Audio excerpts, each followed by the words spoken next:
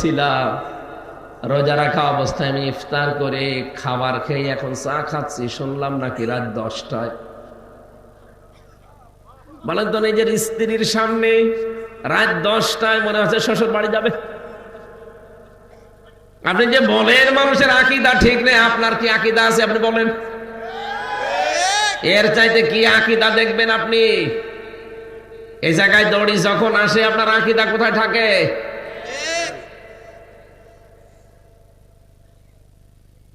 ডাক দিয়ে বলছে, পিয়ারি আমাকে মাফ করে দিও, তোমার হক হয়তো আদায় করতে পারিনি, আজকে আমি আল্লাহর সাথে দেখা করতে যাচ্ছি।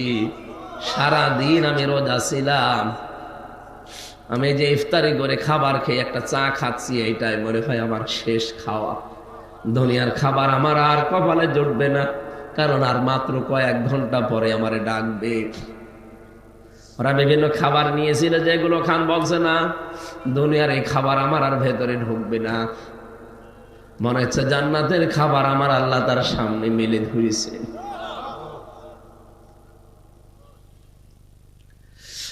কুমিল্লাবাসী, আল্লাহ রাব্বুল আলামিন এমনি কাউকে শাহাদাতের মরণ দেয় না। وَلِيَعْلَمَ اللَّهُ الَّذِينَ آمَنُوا وَيَتَّخِذَ مِنكُمْ شُهَدَاءَ। সূরা আলে ইমরানের 140 নম্বর আয়াতের মাঝের অংশে আছে, আল্লাহ বলেন, যাকে আমি ভালোবাসি, যার জীবন যৌবন আমার পছন্দ হয়, যার কাজ কর্ম অ্যাক্টিভিটিস যে আমার পছন্দ হয়েছে, তখন আমি তাকে সাধারণভাবে মরণ দেই না, শাহাদাতের মরণ দিয়ে ধন্য করি। কেন শাহাদাতের মরণ দেই জানো? এই যে এই লোকটা যদি এখন মারা যায়, যদি ঈমান নিয়েও মারা যায়, কবরে দিয়ে দিবেন, ঘুমিয়ে পড়বে, শেষ, আর কিছু নেই আগে পরে। কিয়ামতের দিন সিংহায় ফুৎকার দেওয়ার পরে উনি উঠবে। কিন্তু লোকটা যদি শহীদ হয়ে মরে, উনি ঘুমাবে না, কবরে যাওয়ার পরে আল্লাহ নিজে ওকে খাওয়াবে। এই জন্য শহীদদের ব্যাপারে এত কড়াকড়ি কথা আল্লাহ কোরআনে দিয়েছেন। যারা শহীদ হয় তাদেরকে মৃত বলাও যাবে না।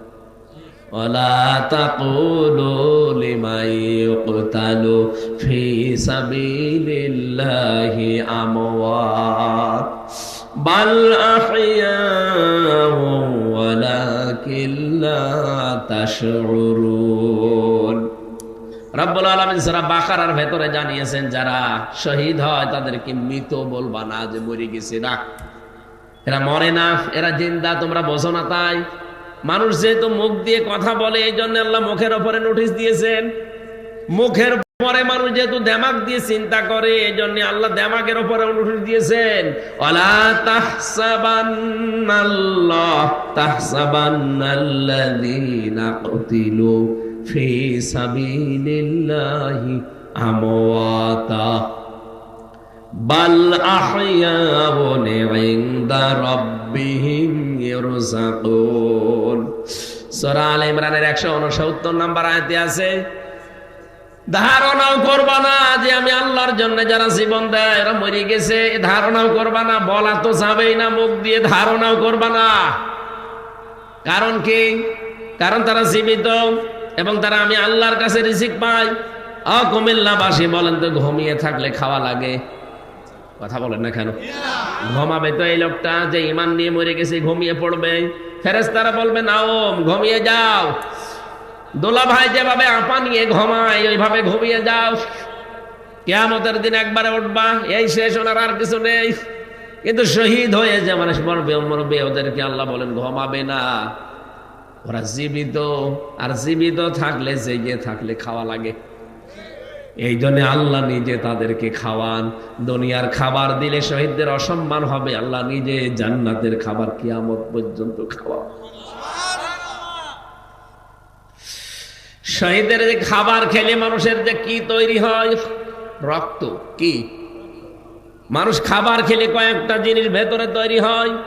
1 নম্বরে খাবার খেলে পিত্ত রস তৈরি হয়। খাবারের নির্যাস দিয়ে আমরা কিন্তু যে নির্যাসটা বের করি খাবার থেকে, চুষে চুষে ওটা দিয়ে আল্লাহ নির্যাস বানায়, পিত্ত রস।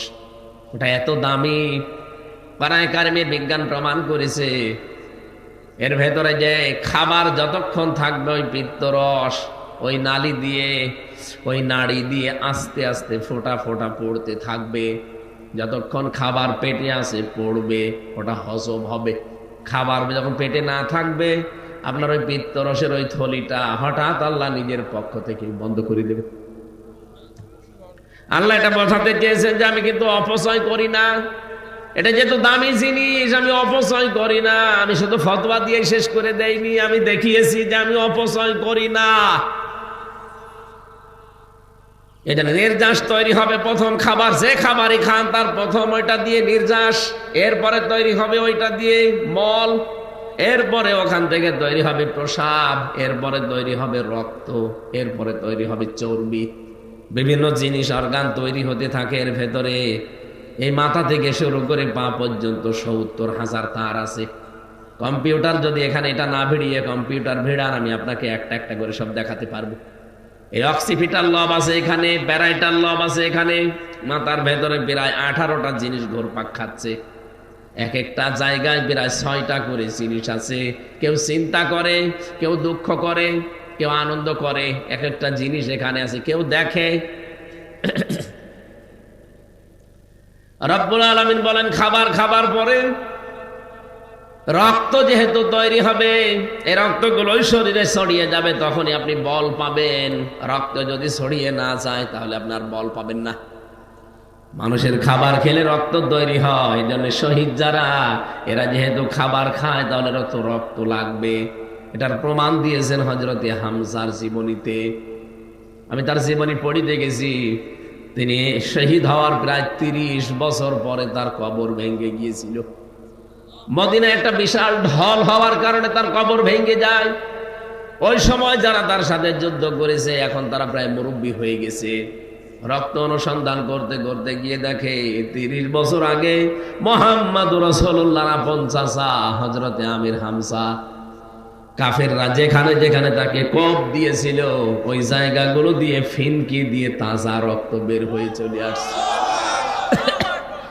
কুমিল্লাবাসী বলেন তো, যদি খাবার না খাবে তাহলে রক্ত আসলো কোত্থেকে? কথা বলেন না কেন? এটা না ফেরেশতাদেরকে দিয়ে আল্লাহ সুসংবাদ জানায় তাদেরকে, যেই মানুষগুলো এই পরীক্ষায় উত্তীর্ণ হয়। আর যারা একথা স্বতঃস্ফূর্ত ভাবে বলতে পারে, আল্লাযীনা ইযা আসাবাতুহুম মুসিবাহ ক্বালু ইন্না লিল্লাহি ওয়া ইন্না ইলাইহি রাজিউন। আমরা মনে করি এটা মানুষ মরে যাওয়ার দোয়া। কে বলেছে আপনাকে? কঠিন বিপদ আপদ যখনই আসবে মানুষের, যদি ইমানদার লোকটা হয় মুখ দিয়ে আকস্মিক ভাবে বের হয়ে যাবে, জবান খুলে বের করেন ক্বালু ইন্না লিল্লাহি ওয়া ইন্না ইলাইহি রাজিউন। এই বিপদ আপদ মুসিবত আমার উপরে এসেছে, আমরা তো আল্লাহর জন্য, আল্লাহর কাছে আমরা ফিরে যাব। তখন সে সান্ত্বনা পায়। আরে ভাই, বিপদে আপদে কঠিন মুসিবতে যদি কোনো একটা অবলম্বন আপনি পান, দেখবেন একটা আলাদা অনির্বচন সুখ পাওয়া যায়। জেলখানার ভেতরে আমি মাঝে মাঝে কারারক্ষীকে বলতাম, ভাই একটু বই নিয়ে এসে দিন। 24 ঘন্টা তো তালা লাগিয়ে রাখেন এই ফাঁসির কন্ডেম ছেলে, কারোর সাথে কথাও বলতে দেয় না, আবার সিসি ক্যামেরা দিয়ে রেখেছে, কেউ যেন আমার দিকে না তাকায়। বাইরের যোগাযোগ তো 3 বছর পুরা বিচ্ছিন্ন। একটা বই মই এনে দেন, একটু পড়ি। বই এনে দেয় বঙ্গবন্ধুর আত্মজীবনী। ও ছাতা পড়ি করবো কেন? কয়েকদিন বই চাই, বই এনে দেয় বঙ্গবন্ধুর ছেলেবেলা, বঙ্গবন্ধুর চীন সফর। ও ছাতা পড়ে আমার রাগ দরকার আছে।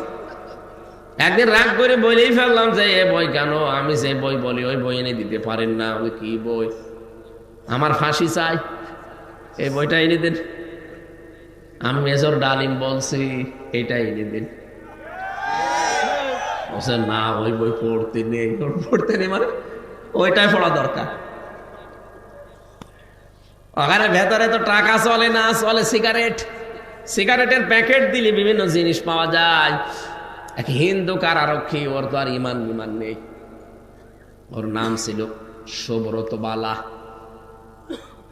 এরপরে আরো কয়েকটা হিন্দু আমার দায়িত্বে ছিল, দেবদুলাল, অসিত কুমার, আরো নাম আমার মনে, 3 বছর একাধারে খালি হিন্দুই পেতাম, তো এই কারণে মনে আছে নাম। এরকম একজন পেয়েছিলাম, ওই সাতক্ষীরার ওদিকে করে বাড়ি যেন। এর তো আর আল্লাহ রসুল বলে কোনো চিন্তা ভাবনা নেই, ওর দুনিয়াকে মজা লেলো এই ধান্দায় আছে। পরে একদিন বললাম, শোনেন, কাছে তো তাকানো যাবে না, সিসি ক্যামেরা আছে, কাজ করেন, এটিএম আজহারুল ইসলাম আছে ওই যে পাশের বিল্ডিং এ, আপনি ওনার কাছে গিয়ে বলবেন যে আমির হামজা কিছু বই চেয়েছে, যদি বইগুলো দেয় আপনি একটু চুরি করে আমারে দিয়ে যাবেন, কারণ আমি জানি যে ওনার কাছে বই আছে। পরবর্তীতে উনি বই পাঠিয়েছে আমারে চুরি করে। কারাগারে রাত দিন জাইনাব আল গাজালির বলেছে আমির হামজারে বড় বেটা ভালো করে পড়তে। আমি 1 বার 2 বার নাই, 3 বছরে প্রায় 7 বারের উপরে বইটা শেষ করেছি। কয়েকটা মহিলার ঘটনা ওখানে লেখা আছে যে তাদের ঈমান কি। জাইনাব আল গাজালি একজন মহিলা, তার যে ঈমান এবং তার ভাইয়ের যে ঈমান পুরাটা পর্দা। আমার মনে মনে মাঝে মাঝে নিজেরে তৃপ্তি আসতো, আল্লাহ, একজন মহিলা মানুষ যদি এরকম পরীক্ষা দিতে পারে, আমি একজন পুরুষ মানুষ, যখন একটু শান্তি পেতাম। এরপরে পাঠিয়েছিল প্রোডাক্টিভ মুসলিম, এটা অনেক সুন্দর বই, যারা পড়াশোনা করেন, জ্ঞান অর্জন করতে চান, বইটা কিনে নেবেন। প্রোডাক্টিভ মুসলিম, পারিবারিক জীবন থেকে আন্তর্জাতিক জীবন পর্যন্ত পুরোটা সাজানো আছে। এটা একটা তৃপ্তি পেতাম বইগুলো পড়লে। আল্লাহ পাক বলেন, এই যে ঈমান যাদের আছে এদেরকে পরীক্ষা করলে এই মানুষগুলো তৃপ্তি পায়। তৃপ্তির স্বরে তখন বলে, আমরা তো আল্লাহর জন্য, যারে যা হয়ে যায় যাক, আমরা তো আল্লাহর জন্য আল্লাহর কাছেই ফিরে যাব। উলাইকা আলাইহিম সালাওয়াতুম মির রাব্বিহিম ওয়া রাহমা ওয়া উলাইকা হুমুল মুহতাদুন। বলেন আল্লাহু আকবার। আল্লাহ বলেন, এই মানুষগুলোর উপরে আমার শান্তি, এদের উপরে আমার রহমত, আর এরাই হেদায়েতের উপরে আছে। তাহলে হেদায়েতের উপরে আছে কারা? যে মানুষগুলোকে পেছনে এই পরীক্ষাগুলো করা হয়েছে। এই পৃথিবীতে কাদেরকে পরীক্ষা করা হয় আপনি দেখতে পাচ্ছেন? যারা পরীক্ষার উপরে আছে, এই মানুষগুলো হেদায়েতের উপরে। কিন্তু এদেরকে দেখি মাঝে মাঝে দিনের দিকে ডাকতে গেলে তখন দর কষাকষি করে। কথা বোঝেন আমার? আয়াতের 2টা বিধানই আপনাকে মানা লাগবে। আপনি ডাকবেন, পরিশ্রম করবেন, উজরত চাইবেন আল্লাহর কাছে। 2 নাম্বার, আপনাকে হেদায়েতের উপরে থাকতে হলে ওই পরীক্ষাগুলো দেওয়া লাগবে। এদেশে বহু মানুষ আছে যে তাবলীগ জামাতের যারা আছেন ভাইরা, আপনারা তো নিজের খেয়ে নিজের পরি মানুষকে আল্লাহর দিকে ডাকেন, কোনো পরিশ্রমিক নেন না, কোনো উজরত চান না। কিন্তু হেদায়েতের উপরে থাকতে গেলে অবশ্যই আপনাকে কোরআন দিয়ে মানুষকে ডাকা লাগবে। আপনি মন খারাপ করলেও আমার সঠিক কথা তুলে ধরা লাগবে, কারণ দাওয়াত দেওয়ার সিস্টেমই হচ্ছে কোরআন দিয়ে। ইয়া আইয়ুহার রাসূল বাল্লিগ মা উনজিলা ইলাইকা মির রাব্বিক, হে রাসূল